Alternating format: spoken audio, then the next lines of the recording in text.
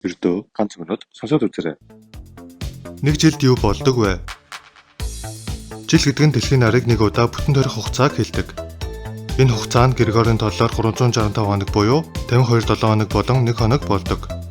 Энэ хугацаанд дэлхийн нарыг нэг бүтэн тойрч дэлхийн зарим газар нэг улирлаараа л байдаг бол зарим газар нь 4 улирал солигдож 134 сая хүүхэд шинээр хорвоод мэндэлж 60 сая хүн хорвоогийн мөнх босыг үзэж урт гэвэл урт богино гэвэл богино хугацаа өнгөрдөг бол энэ хугацаанд манай суваг нийт энэ бичлэгтээ нийлээд 149 бичлэг нийтэлж 20k subscribe дээрээ Q&A хийж 30k subscribe дээрээ YouTube-ыг хурах гэж үзэж 40k subscribe дээрээ хаагтах амархан болохыг харуулж 50k subscribe дээрээ влог хийж вогоноор хамтаа аялаж мөн YouTube сувгаа танилцуулж ярьцлага өгч манай сувг анхны бичлэгээ нийлснээс хойш нэг мэтгэл 1 жил болжээ. Манай сувгтай 1 жилийн хугацаанд хамт байсанд баярлалаа. Тэгээд цаашдаа ч гэсэн ердөө ганц минут хамт байгаарай. Subscribe дарж манай сувгийг дэмжээрэй.